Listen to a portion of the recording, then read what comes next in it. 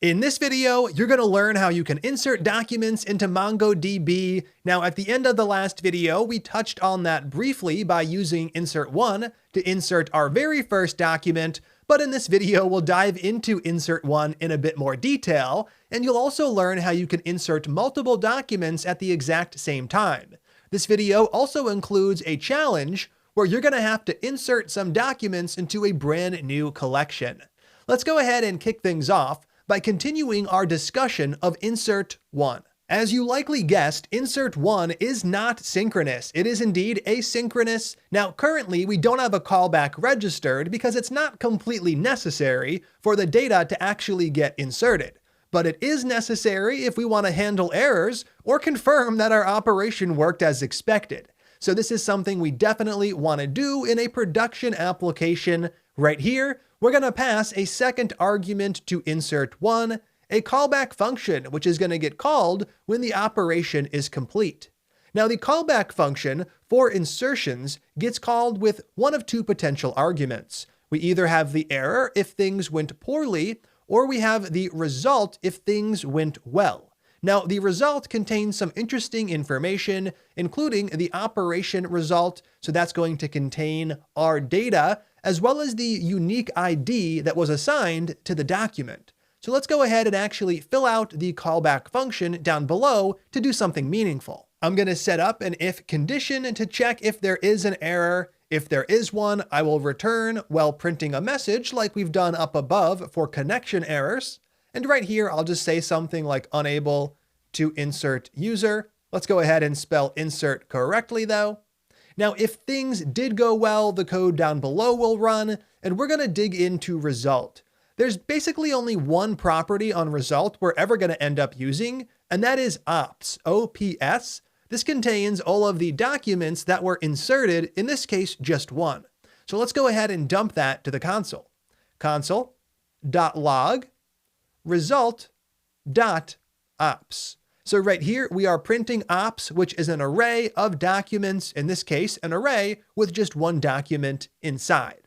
Now, what I'm going to do is save mongodb.js with our callback function in place, and from the terminal, we'll restart things. I'll use Control-C to shut it down, and the up arrow key and enter to restart it, and right here, we can see that basically instantly, we're getting our output from the insert1 operation. I have an array with a single object inside since we inserted just a single document, and we have three properties. I have name, Andrew, age, 27, and our underscore ID property with a unique identifier for that document.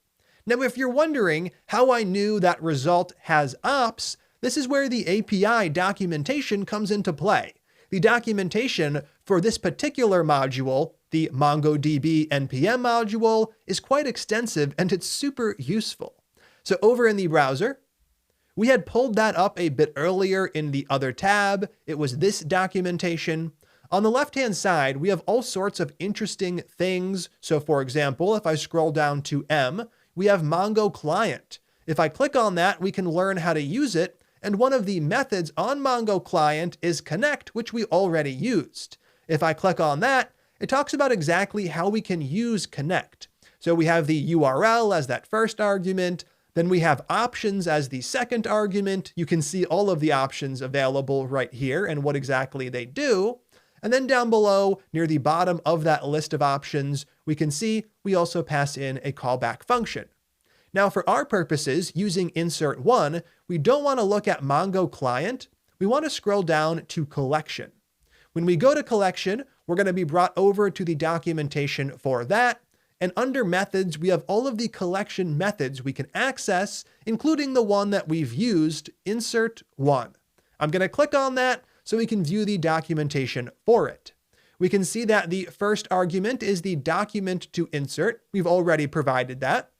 The second argument is an optional options object, which we have left off. And the third argument all the way down at the bottom, this is our callback.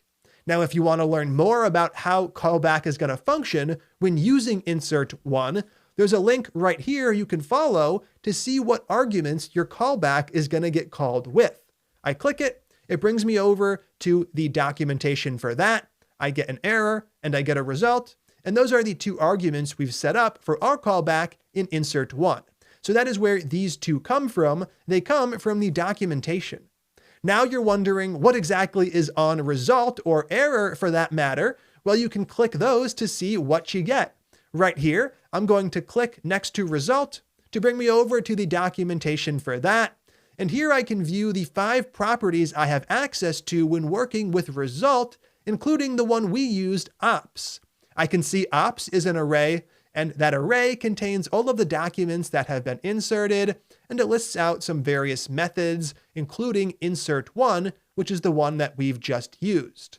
We also have other properties available, but none of them contain any particularly useful information. The only ones you might end up using are inserted count, which contains the number of documents inserted, and inserted ID, which contains the ID of the document you inserted. But as we've already seen, that ID is also available on ops, since we're seeing it over here when we dump ops to the console.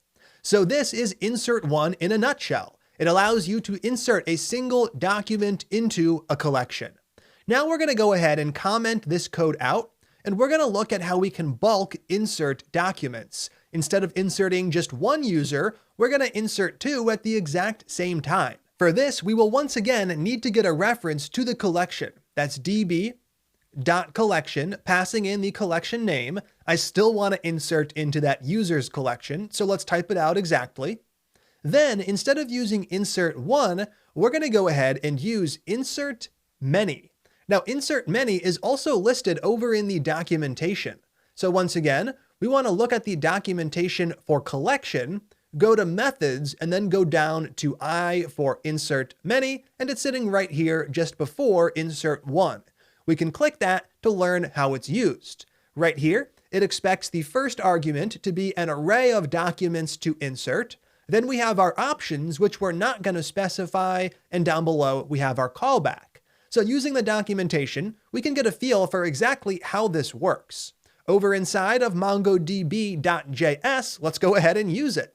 I'm going to call insert many, passing in an array for that first argument, and we're going to provide 2 new users. Right here, I'll go ahead and add another user with the name Jen, and I'll set her age equal to 28.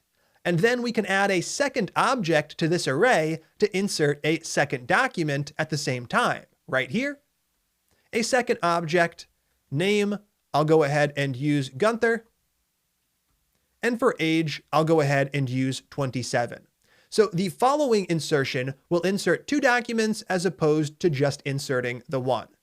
Now let's go ahead and set up that callback function once again. So right here, after the closing for the array, the second argument is going to be that callback function. And once again, we can refer to the documentation to figure out how things work. And the reason I'm bringing you over to the docs so many times is that it's really important to get comfortable using them so you can explore new features and customize everything to fit your needs. So right here, insert many, we go down to callback, we click the option next to it to view what we get. We get an error and a result like we did before. And we can also click this to view what we have on the result. And right here, we have the same stuff. The only difference is that we have inserted IDs, plural, since we are writing multiple documents. Let's go ahead and actually fill out the callback. We're going to get a potential error and a potential result. And like we did above, we will handle that error. And right here, we're going to go ahead and print that message. I'll return and use console.log. Unable to insert documents as my message. And if things went well, I will just print ops, which is an array of the documents that were inserted. Right here, that would be console.log result.ops. Perfect. Let's go ahead and actually test things out. So I'm going to save MongoDB, and from the terminal, I'm going to shut things down. Now, before we actually run the program, I'm going to pull up Robo3T as well. That's sitting over here. And the last time we ran it, we had just a single document inside of there. I can go ahead and refresh the page by either right-clicking users and clicking View Documents, or using Command R or Control R, depending on your operating system. And here I can see that I do have two documents, the two users that I inserted with the exact same information, since I had ran the same insert one command twice. Now from here, we're going to actually run the new file with insert many getting called for the first time. Down below, up and enter to rerun the last command, and I can see that ops is an array with two documents. I have Jen, who's 28 with her unique ID, and I have Gunther, who's 27 with his unique ID. Over inside of Robo3T, I can refresh things to view those records as well, and now we have 4 documents in that user's collection. Now that you know how to use insert and insert many, it's time for a challenge. Over inside of MongoDB.js, I'm going to start by commenting out the call to insert many so it doesn't run when we rerun this file. And down below, I'm going to paste the challenge comments describing what I'd like you to do. I'll go ahead and indent these properly, making things easier to read. So your goal is to add some code right here inside of the connect callback. So right where we were adding our other calls to insert one and insert many. And your job is to insert 3 tasks into a new tasks collection. So we have the users collection with some data inside of there. You'll be creating that tasks collection and inserting some data. You're going to use insert many to insert, that should say 3 THREE documents. And for each document, you want to have a description, which will be a string, and a completed status. True if it's completed or false otherwise. For your 3 documents, make sure to have a few different completed values. As an example, make 2 completed and 1 incomplete, or make 2 incomplete and 1 complete. Switch things up a bit though. Next up, step 2. You want to set up the callback for your insert many call to handle any potential errors or to print the ops if things went well, similar to what we've done before. Then you're actually going to run the script, and finally, you're going to view the data in Robo3T. You can refresh the database to view the new collection, and you can view all of the data for that collection to make sure you're seeing your 3 tasks show up. Take as much time as you need to knock this out, test your work, and when you're done, come back and click play. How'd that go? Let's go ahead and kick things off. The first thing we need to do is use insert many. We know that we have to use db.collection to figure out which collection we're trying to insert the documents into. In this case, I've decided to call it tasks. Next up, on that collection, we'll be using insert many to insert many documents. In this case, we're going to insert 3. The first argument is the array of documents right here. Let's go ahead and set up 3 objects. I'm going to have my first object with a description, which will be a string, and I'm also going to have a completed value, and that's going to be a Boolean.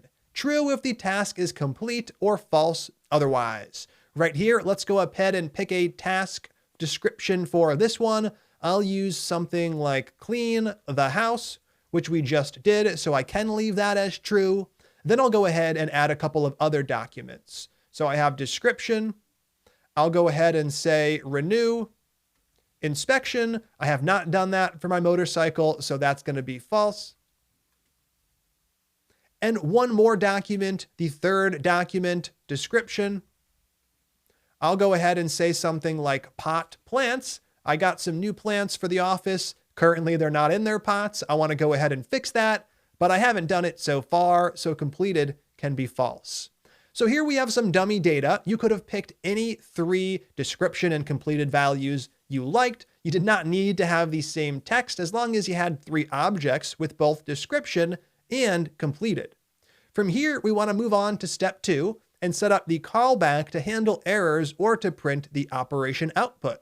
So I'll provide that callback as the second argument to insert many. We know we get error, and we know we get result. We're going to check if there is an error first. If error, what do? We'll go ahead and set up a code block to run, and we will use return to stop the function execution, and I'll use console.log to print a message. Unable to insert tasks or any other message would have worked. Next up, if things did go well, I just wanted you to print the operation output. which, as we've done before, is console.log printing result.ops. Excellent. So that is steps 1 and 2. Step 3 is to run the script. So I'm going to save the script. I'm going to shut down the existing process with Control-C, use up and enter to restart it. And right here, I can see that I have 3 items showing up in that ops array, which is coming from the console.log on line 68. I have cleaned the house, renew inspection, and pot plants showing up correctly, all with unique IDs. Now we can move on to the final step, which is step 4. We want to refresh the database and view our data. Before I do that, I'll remove the challenge comments since we're all done with them, and I'll shift over to Robo3T. Now here, we don't have the collection showing up, but if I right-click and click refresh, we can open up Task Manager, and we can now see we do have that second collection, tasks, and I can view the data inside of there. I'll right-click it, click View Documents, and right here, we have our 3 documents showing up. If I want to see them at a quick glance, I can switch over to that table view, and I can view all of them.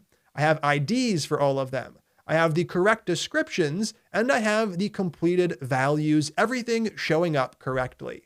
So there we go. We now know how to insert documents into the database. From here, we're going to talk about one of the other CRUD operations. So we've knocked out create, which is C. We're going to talk about read. How do we get documents out of the database so we can use them? We're going to talk about that in the next video. So let's go ahead and jump right in.